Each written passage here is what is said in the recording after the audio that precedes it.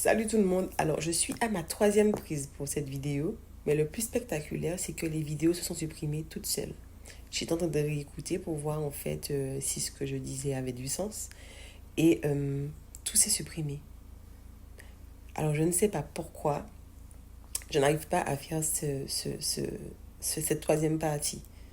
Mais bon, allez, je vais recommencer. La troisième partie, donc, parle de l'après-mariage. Comme vous le savez, j'ai vécu des choses assez particulières et assez touchantes depuis l'annonce de mon mariage avec Michael. Ces choses m'ont blessée, mais une chose en particulier m'a blessée davantage. C'est une rumeur. Une rumeur comme quoi mon mari et moi, nous nous sommes mariés parce que j'étais enceinte. Alors, je ne peux pas vous expliquer pourquoi, mais cette rumeur a fait en moi, je sais pas, ça m'a détruit. Ça m'a détruit. Je me suis posé la question et je me suis demandé, mais à quel moment, dans mes relations avec ces personnes qui ont lancé cette rumeur, j'ai laissé penser que j'étais si légère par rapport à des décisions importantes. Alors, était-ce parce que je n'ai pas confié que j'étais avec Michael, que j'ai eu toutes ces choses qui me sont tombées dessus? Mais je crois et je suis certaine que j'ai pris la bonne décision en ne parlant pas de ma relation avec Michael. Parce qu'après tout ce que j'ai pu vivre, tout ce que j'ai pu entendre, je crois que ces personnes n'étaient pas dignes de ma confiance. Surtout que ces personnes avaient des pensées tranchantes par rapport à Michael. Je ne pouvais pas avoir leur avis parce qu'il n'y avait pas de neutralité. Et d'ailleurs, ça ne m'intéressait pas d'avoir leur avis parce que dans un sujet aussi sérieux, le seul avis qui m'intéressait, c'était l'avis de Dieu. Qu'importe ce que l'on pense de moi, qu'importe ce que l'on dit de moi, à ce moment-là et encore aujourd'hui, le seul avis qui m'intéresse, c'est l'avis de Dieu. Je n'avais pas envie d'écouter des pensées limitantes. Je n'avais pas envie d'écouter des personnes qui me parlent basées sur des vécus, basées sur des choses, sur des logiques humaines. J'avais très bien compris que la logique de Dieu ne correspond pas à la logique de l'homme. Alors, concernant cette rumeur, j'ai voulu amener le papier à ces personnes pour leur montrer. Pour leur montrer parce que pour ces personnes, j'étais enceinte de 1, 2, 3 mois, je ne sais pas trop. Ce papier précisait que j'étais enceinte de quelques jours. Et c'est une date approximative. Ça pouvait être le jour de la nuit de noces que je sois tombée enceinte. Le médecin m'a dit que c'est une date approximative. Ça pouvait être après. Mais même si j'étais enceinte avant, il était impossible que quiconque le sache. Ni moi, ni eux. Et lancer une telle rumeur me prouvait que l'objectif de ces personnes était de me détruire. Pourquoi? Qu'est-ce que je leur avais fait? Jusqu'à maintenant, je me pose cette question. Mais ça ne s'arrête pas là. L'objectif de me détruire était tellement une mission pour ces personnes qu'un jour, en fait, le Seigneur avait déposé dans mon cœur que je puisse faire un don par rapport à l'achat de piano. Cet argent m'a été retourné, me disant que mon argent était impur. Je me suis sentie pire qu'un chien. Pire qu'un chien. J'ai pas compris à quel moment ces personnes à qui j'avais donné tant de crédit, ces personnes à qui j'avais donné tant d'amour, ces personnes avec qui j'avais partagé tant de choses, avaient atteint un niveau de méchanceté pour pouvoir chercher à me détruire. Alors ne vous méprenez pas, ce n'est pas l'Église qui m'a fait du mal. C'est un groupe de personnes qui se réunit dans un lieu de culte et qui ne comprend pas ce que Dieu attend d'eux, qui m'a fait du mal. Un groupe de personnes incapables de manifester l'amour qui m'a fait du mal. Parce que les autres personnes de ce lieu nous ont encouragés, nous ont aimés, nous ont demandé de tenir bon, prier pour nous. Pourquoi je veux apporter cette précision? Parce qu'on peut se dire que voilà pourquoi on ne va pas dans les lieux de culte.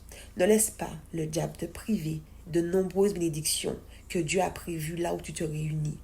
Ne laisse pas un groupe de personnes t'empêcher de prendre ce qui est pour toi. Au contraire, fais la différence.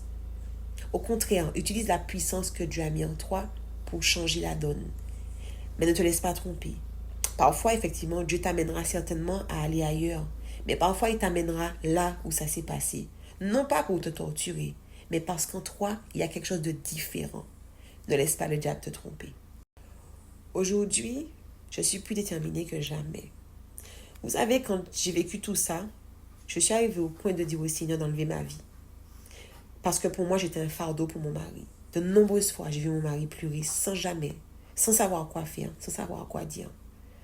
De nombreuses fois, mon mari m'a vu pleurer, sans savoir quoi faire, sans savoir quoi dire. On a vécu un véritable calvaire. Mais ce calvaire aujourd'hui nous a rendus plus forts.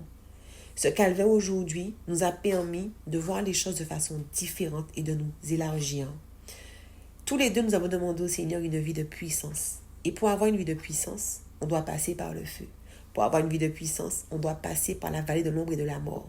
On doit passer par là. Et on doit en sortir. Aujourd'hui, je bénis le Seigneur pour la vie de ma petite fille. J'ai une éducation à donner à cet enfant. Je dois lui transmettre les choses que moi j'ai appris pour qu'elle soit demain une femme puissante. Donc finalement, c'était nécessaire. Peut-être que ces personnes ont jubilé et étaient contentes de me voir plus bas que terre. Mais Dieu savait à quel moment il m'aurait remise debout. Il savait quelle opportunité il aurait mis devant moi. Il savait pourquoi j'avais besoin d'être fortifiée, d'être formée par rapport à certaines choses. Aujourd'hui, je comprends plus de choses. Mais sur le coup, ce que je vivais était terrible. Et le diable ne ratait pas une occasion de venir me dire que Dieu ne m'aimait pas. Parce que si Dieu m'aimait, il ne laisserait pas cette situation subsister. Que si Dieu m'aimait, il arrêterait ces personnes. Combien de fois il m'a dit, laisse Dieu, retourne dans ta vie passée. Mais Dieu m'a rappelé que dans cette vie passée, c'est la mort qui m'attendait. Mais que dans cette vie-ci, que c'est la vie éternelle qui m'attend. Il ne m'a pas dit qu'elle serait sans épreuve. Il m'a juste dit qu'il m'aiderait à supporter l'épreuve pour que je sois victorieuse. Mais je sais que c'est la vie éternelle qui m'attend. Écoutez-moi. Le Seigneur dit que cette fois le juste tombe, cette fois il se relève. Rien ne dit que je ne tomberai pas une autre fois.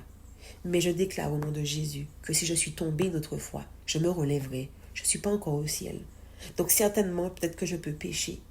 Mais jamais je ferai des choses volontairement pour attrister mon Saint-Esprit. Jamais je ne ferai des choses volontairement pour faire du mal à qui que ce soit. Mais par contre, je peux faillir. Oui, je peux.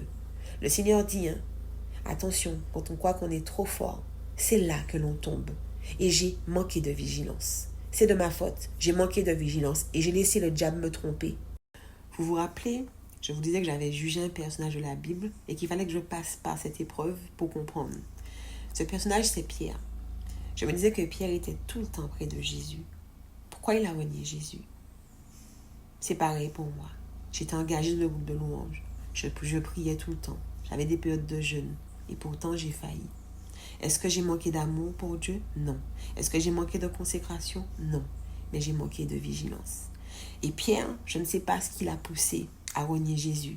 Mais je suis certaine aujourd'hui que ce n'est pas un manque d'amour ni un manque de consécration. Quand on sera au ciel, très certainement, il partagera avec nous ce qui a fait qu'il a renié Jésus. Mais je bénis Dieu pour ça. Vous savez, souvent, on doit passer par des épreuves, on doit expérimenter des choses pour comprendre d'autres choses. C'est ce qui s'est passé pour moi. Maintenant, c'est vrai que je peux me dire que ça a pris une ampleur quand même assez importante. Mais Dieu voulait qu'il y ait cette ampleur-là. Plus grande est l'épreuve, plus grande est la destinée. Le diable s'attaque à de grands hommes et à de grandes femmes. Le diable s'attaque à de grands hommes et à de grandes femmes. Je ne me laisserai pas tromper par l'ennemi, encore une fois par rapport à ma destinée. Et je suis déterminée à récupérer tout ce qu'il m'a volé. Je suis déterminée à entrer dans le plan parfait que Dieu a prévu pour moi. Déterminée. Je voudrais remercier vraiment également les abonnés Instagram. J'ai reçu des messages d'amour, des messages d'encouragement. J'ai reçu des messages de personnes qui ne savaient même pas ce que je vivais, parce que je savais que c'était Dieu qui les avait inspirés à me parler, pour pouvoir m'encourager. Il y a eu un élan d'amour envers moi que je n'ai pas compris, mais que j'ai apprécié et qui m'a fait du bien pendant cette période-là. Et moi qui voulais tout abandonner, moi qui me disais, plus jamais je ferai le bien, parce que finalement, c'est le mal que l'on récolte. Vous m'avez prouvé le contraire.